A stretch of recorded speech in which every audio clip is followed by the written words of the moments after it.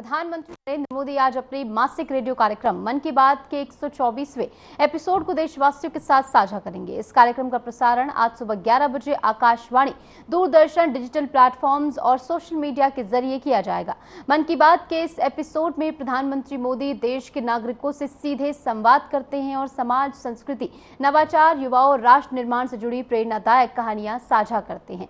तो आज मन की बात का 124वां संस्करण आपको देखने को मिलेगा, जहां पर प्रधानमंत्री नरेंद्र मोदी देशवासियों से संवाद स्थापित करते हुए नजर आएंगे, जिसमें संस्कृति से लेकर तमाम अन्य पहलुओं पर प्रधानमंत्री नरेंद्र मोदी जो है वो बात करते हुए आज नजर आएंगे। और 11 बजे ये कार्यक्रम शुरू होगा, जहां मन की बात के जरिए प्रधानमंत्री नरेंद्र मोदी सीधे तौर पर जनता से संवाद स्थापित करते हुए नजर आएंगे।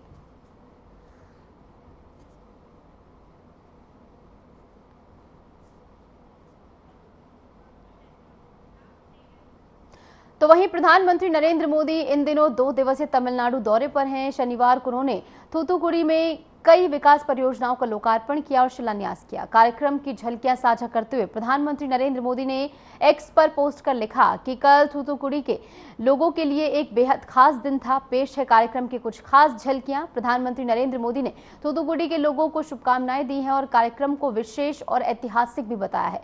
आज प्रधानमंत्री मोदी तमिलनाडु के तिरुचिरापल्ली स्थित गंगईकोंडा चोलपुरम मंदिर में दोपहर करीब 12 बजे आदि तिरुवथिरई महोत्सव और महान चोल सम्राट राजेंद्र चोल प्रथम की जयंती उत्सव में भाग लेंगे। ये आयोजन दक्षिण भारत की सांस्कृतिक विरासत और ऐतिहासिक गौरव को पुनर्स्मरण और इसी के साथ सम्मान देने की दिशा में एक महत्वपूर्ण कदम माना जा रहा है। तो प्रधानमंत्री नरेंद्र मोदी इस समय तमिलनाडु के दौरे पर हैं, जहां पर बीते दिन उन्होंने कई विकास परियोजनाओं की सौगात जनता को दी थी और आज भी कई विशेष कार्यक्रम में बतौर मुख्य अतिथि प्रधानमंत्री नरेंद्र मोदी शामिल होते हुए नजर आएंगे। उनके दौरे को लेकर प्रशासन की ओर से तमाम तैयारियां की गई हैं और पूरा स्केड्यूल जो उनका होने वाला है वो भी हमने आपको बताया है। एक्स पर पोस्ट कर उन्होंने जानकारी भी दी है कि बीता दिन तमिलनाडु के वासियों के लिए बेहद खास रहा, क्योंकि विकास के मद्देनजर कई परियोजनाओं की सौगात जनता को मिलती हुई नजर आए और उनके संबोधन में भी भारी संख्या में लोग पहुंचे। अपने प्रयासों से विकसित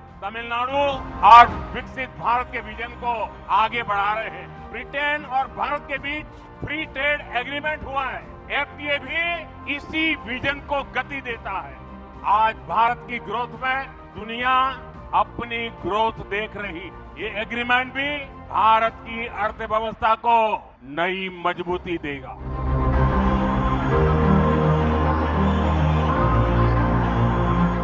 हमने तमिलनाडु के डेवलपमेंट से जुड़ी पॉलिसीज को निरंतर प्राथमिकता दी है। तमिलनाडु का डेवलप तमिलनाडु का सपना, ये हमारा कोर कमिटमेंट है।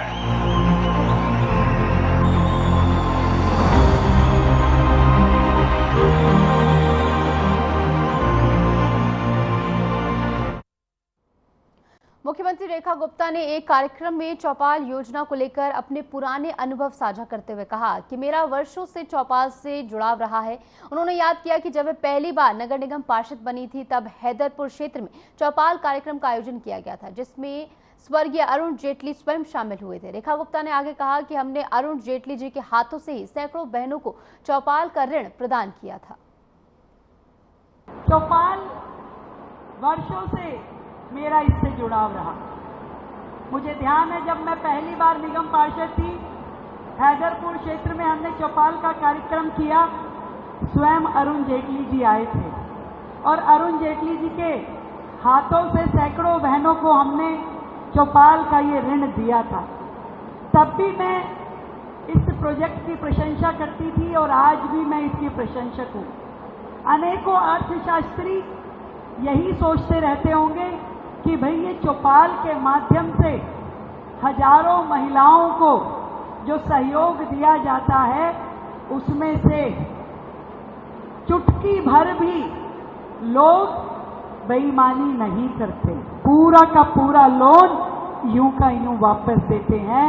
मेरी बहनों की ईमानदारी देखो, अपना व्यापार भी बढ़ाती हैं, लोगों को रोजगार भी देती हैं और पाईयाना संस्था को वापस भी करती हैं। मध्य प्रदेश के मुख्यमंत्री डॉक्टर मोहन यादव रीवा पहुंचे, जहां उन्होंने मध्य प्रदेश क्षेत्रीय पर्यटन सम्मेलन में भाग लिया। इस अवसर पर मुख्यमंत्री ने राज्य में पर्यटन की असीम संभावनाओं पर चर्चा की और स्थानीय पर्यटन स्थलों के विकास को प्राथमिकता देने की बात भी कही। मुख्यमंत्री मोहन यादव ने सम्मेलन में कहा कि मध्य प्रदेश पर्यटन की दृष्टि से बेहद समृद्ध है। रीवा जैसे ऐतिहासिक और सांस्कृतिक स्थलों को विश्व मानचित्र पर लाना हमारी प्राथमिकता है। सम्मेलन में विभिन्न जिलों के प्रतिनिधियों, विशेषज्ञों और पर्यटन उद्यमियों ने भाग लिया।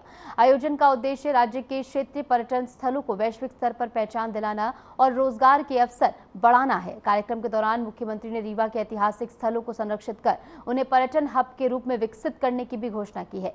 तो रीवा से खबर, जहां पर पर्यटन को बढ़ावा देने की पहल देखने को मिली है। सीएम मोहन यादव की ओर से इस पहल की शुरुआत हुई है और क्षेत्रीय पर्यटन सम्मेलन का आयोजन यहां पर हुआ, जहां पर बतौर मुख्य अतिथि प्रदेश के मुखिया यानी कि सीएम मोहन यादव इसमें शिरकत करने पहुंचे। पर्यटन को बढ़ावा देने की पहल यहां पर देखने को मिली है और इसी के साथ रीवा में क्षेत्रीय पर्यटन सम्मेलन के साथ एक शुरुआत, जिसके जरिए पर्यटन को और ज्यादा बढ़ावा दिया जाएगा और इसका योगदान अर्थव्यवस्था में भी अहम होगा। छत्तीसगढ़ के मुख्यमंत्री विष्णुदेव साय ने प्रधानमंत्री नरेंद्र मोदी की वैश्विक लोकप्रियता और नेतृत्व क्षमता की प्रशंसा करते हुए कहा कि आज के समय में प्रधानमंत्री मोदी विश्व के सर्वाधिक लोकप्रिय नेता हैं। उन्होंने कहा कि मोदी जी का लगातार तीसरी बार प्रधानमंत्री बनना न केवल देश की जनता का विश्वास दर्शाता है, बल्कि ये भी प्रमाण है कि भारत अब वैश्विक मंच पर एक निर्णायक भूमिका में है। उन्होंने ये भी जोड़ा कि मोदी सरकार की नीतियों से छत्तीसगढ़ सहित पूरे देश के विकास को नई गति मिली है। देखिए, आज के समय में श्री नरेंद्र मोदी जी विश्व के सर्वाधिक लोकप्रिय नेता हो गए हैं और वो तीसरी बार लगातार इस देश के प्रधानमंत्री बने हैं जनता के आशीर्वाद से। और लगातार उन्होंने हर क्षेत्र में भारत को आगे बढ़ाया है। पूरे विश्व में भारत का मान सम्मान उनके कारण बढ़ा है। 140 करोड़ भारतवासियों का मान सम्मान बढ़ा है और सबका साथ, सबका विकास, सबका विश्वास और सबका प्रयास, इसको मूल मंत्र मानते हुए एक भारत श्रेष्ठ भारत का नारा बुलंद करते हुए पूरे 140 करोड़ भारतवासियों के उत्थान के लिए, हर वर्ग के उत्थान के लिए वो काम कर रहे हैं और वो सर्वाधिक लोकप्रिय नेता हैं विश्व के।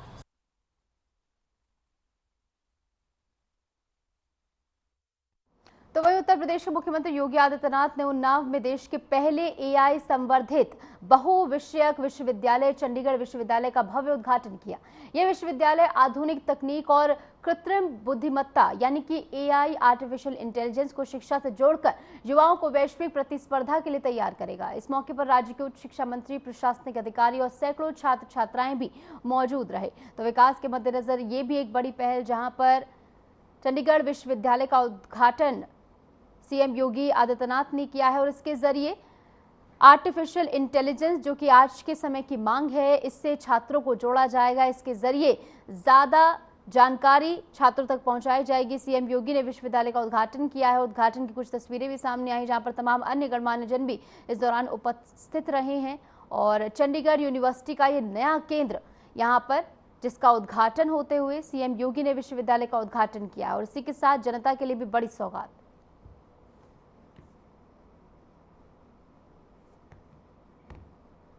तो चंडीगढ़ यूनिवर्सिटी का नया केंद्र अब खुल गया है। सीएम योगी आदित्यनाथ ने इसका उद्घाटन किया है। तकनीक संग शिक्षा की नई पहल के तौर पर इसे देखा जा रहा है, यानी आज के युवाओं को, छात्रों को तकनीक से जोड़ने के लिए इसे एक बड़े कदम के तौर पर देखा जा रहा है। चंडीगढ़ यूनिवर्सिटी का ये नया केंद्र है और इसके जरिए अब बेहतर शिक्षा छात्रों को दी जा सकेगी और आने वाले समय के लिए यानी भविष्य में वो और ज्यादा सक्षम हो, समझदार हो। इस मद्देनजर भी ये एक बड़ी पहल है और आर्टिफिशियल इंटेलिजेंस, जैसे कि हमने कहा कि आज के समय की मांग है, तो इस बारे में युवाओं को जागरूक करना, इस बारे में उनको सिखाना बेहद जरूरी है और उत्तर प्रदेश इसमें आगे बढ़ते हुए, जहां पर एक अहम पहल के तौर पर इसे देखा जा रहा है। चंडीगढ़ यूनिवर्सिटी का ये नया केंद्र है और उन्नाव में इसका उद्घाटन करने के लिए सीएम योगी आदित्यनाथ खुद पहुंचे। तमाम अन्य गणमान्य जनों की उपस्थिति भी यहां पर रही और इस बीच वक्त तो चला एक छोटे से ब्रेक का। ब्रेक के बाद फौरन हाजिर होते हैं।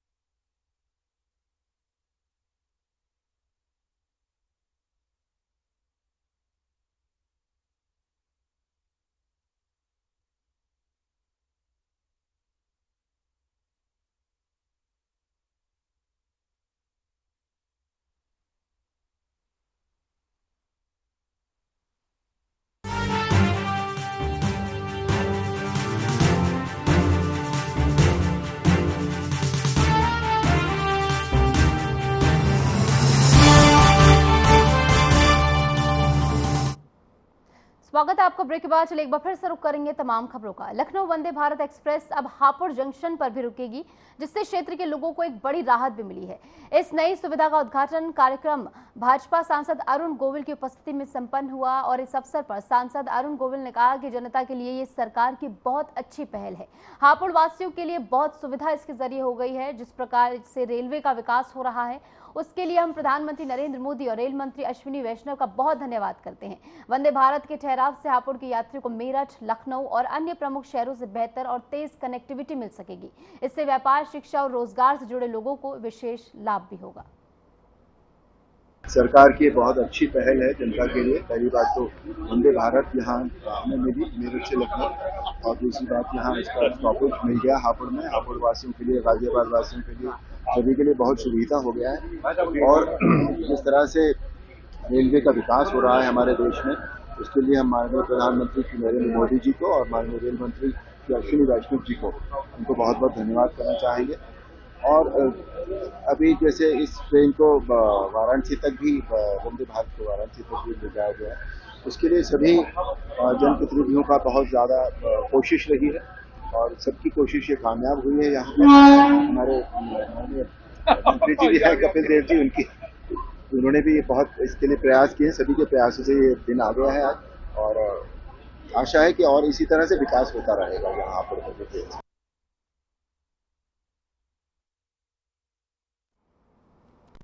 देश में अश्लील और आपत्तिजनक कंटेंट को लेकर उठते सवालों के बीच केंद्र सरकार द्वारा 25 ओटीटी प्लेटफॉर्म्स पर प्रतिबंध लगाए जाने के फैसले को अभिनेता सोनू सूद ने सराहा है। इस निर्णय पर प्रतिक्रिया देते हुए सोनू सूद ने कहा कि हमारी सरकार ने बेहतरीन काम किया है। देर आए दुरुस्त आए, हमें गर्व है कि ये सख्त कदम उठाया गया है, जिससे अंततः हमारे समाज को लाभ होगा। I think it's very very important कि अगर हम अपने देश के कल्चर की बात करें और जहां पर आम इंसान को एक्सेस है गलत चीज देखने का, उस पर अगर बैन लगाया है तो बहुत अच्छा काम किया हमारी सरकार ने। और बोलते हैं देर आए दुरुस्त आए, well done. We are really proud कि सरकार ने ये जो सख्त जो स्टेप्स उठाए हैं, उससे मुझे लगता है कि और बेहतर होगा हमारे समाज के लिए।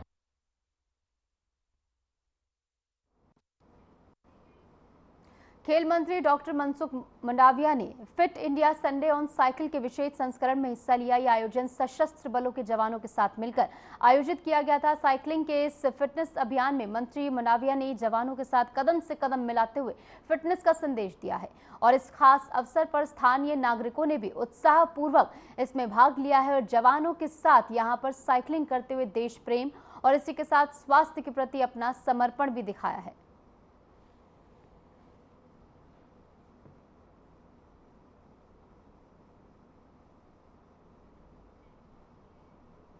झालावाड़ जिले के पिपलौदी प्राथमिक विद्यालय की छत गिरने से हुई 7 मासूम बच्चों की दर्दनाक मौत पर देश भर में शोक और आक्रोश का माहौल है। इस हादसे पर प्रतिक्रिया देते हुए केंद्रीय जल शक्ति मंत्री गजेंद्र सिंह शेखावत ने स्पष्ट कहा है कि जो भी लोग इसमें दोषी होंगे उनके खिलाफ सख्त से सख्त कार्रवाई की जाएगी।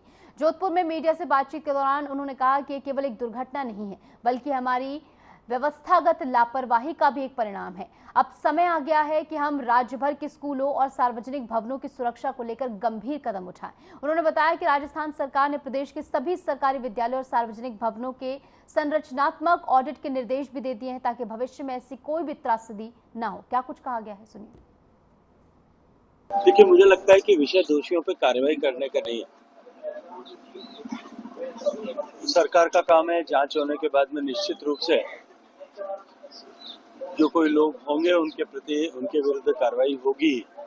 लेकिन ये विषय है कि हम ऐसे सारे विद्यालयों का, ऐसे सारे सार्वजनिक भवनों का एक बार आकलन करें, उन पर विचार करें, उनका ऑडिट करें ताकि भविष्य में ऐसा कोई हादसा न हो पाए। और राजस्थान सरकार ने माननीय भजन लाल जी के नेतृत्व में प्रदेश के सारे सरकारी विद्यालयों का इस तरह का ऑडिट करने का निर्देश संबंधित अधिकारियों को दिया।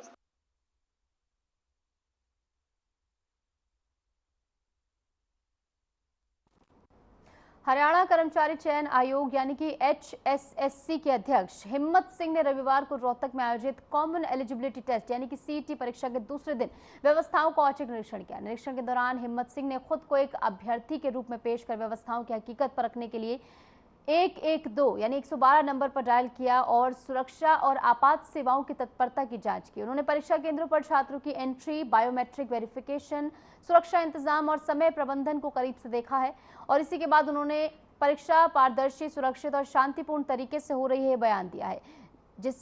आगे उन्होंने कहा कि हमें भविष्य की प्रतियोगी परीक्षाओं के लिए मार्गदर्शन इसके जरिए मिल सकेगा।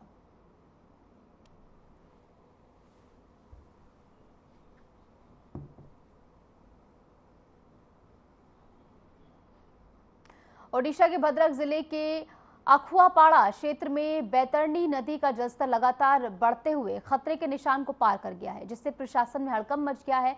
राज्य आपदा प्रबंधन प्राधिकरण ने भद्रक और जाजपुर जिला के लिए बाढ़ की चेतावनी जारी की है। स्थानीय प्रशासन को अलर्ट पर रखा गया है और निचले इलाकों में रहने वाले लोगों को सतर्क रहने के लिए कहा गया है। सुरक्षित स्थानों की ओर जाने की अपील भी उनसे की जा रही है, उन्हें सलाह दी जा रही है और गांवों में जलभराव शुरू हो चुका है और संभावित खतरे को देखते हुए राहत और बचाव टीमें स्टैंड बाय पर तैयार रखी गई हैं। जल संसाधन विभाग स्थिति पर लगातार निगरानी भी बनाए हुए है। राज्य सरकार ने SDRF और NDRF को तैयार रहने के निर्देश दिए हैं। वहीं ग्रामीण क्षेत्रों में नाव और प्राथमिक चिकित्सा दलों की तैनाती शुरू कर दी गई है। तो ऐसे में बाढ़ स्थिति के चलते यहाँ पर पानी भरना शुरू हो गया है और ऐसे में नदी का जलस्तर जो है वो भी खतरे के निशान के ऊपर है। तो ऐसे में लोगों को हिदायत दी जा रही है कि किसी सुरक्षित स्थान पर चले जाएं और NDRF और SDRF की टीमें भी स्टैंड बाय पर रखी गई हैं ताकि आने वाले समय में कोई भी संभावित खतरा होता है या कोई भी संभावित आपात स्थिति बनती है तो ऐसे में NDRF और SDRF की टीमें तत्काल प्रभाव से यहां पर सिचुएशन को संभाल सकें और लगातार पानी का स्तर जो है यानी नदी में जल स्तर जो है वो लगातार बढ़ रहा है। मुंबई में सुबह मौसम में अचानक बदलाव देखने को मिला। बादलों से ढके आसमान और बढ़ती नमी के बीच भारतीय मौसम विभाग यानी कि IMD ने शहर में येलो अलर्ट जारी कर दिया है। मौसम विभाग के अनुसार आज दिन भर मुंबई में भारी बारिश के साथ घने बादल छाए रहने की संभावना मौसम विभाग की ओर से जताई गई है। बता दें कि नागरिकों को सतर्क रहने और अनावश्यक यात्रा से बचने की अपील की गई है और इसी के साथ बारिश के कारण कुछ इलाकों में जलभराव और ट्रैफिक प्रभावित होने की संभावना भी जताई गई है। प्रशासन इसको लेकर पूरी तरह अलर्ट है। सभी विभागों को अलर्ट पर रखा गया और BMC की ओर से जल निकासी और ट्रैफिक कंट्रोल के पुख्ता इंतजाम किए जा रहे हैं। तो मुंबई में आज के लिए आईएमडी यानी कि मौसम विभाग की ओर से येलो अलर्ट जारी किया गया है और आज के दिन भारी बारिश होने की संभावना मौसम विभाग की ओर जताई गई है। ऐसे में कहा गया है कि अनावश्यक तौर पर घर से बाहर ना निकले, कोई जरूरी काम हो तभी घर से बाहर निकलें। और इस बीच शुक्र एक और छोटे से ब्रेक के लिए, ब्रेक के बाद फौरन हाजिर होते हैं।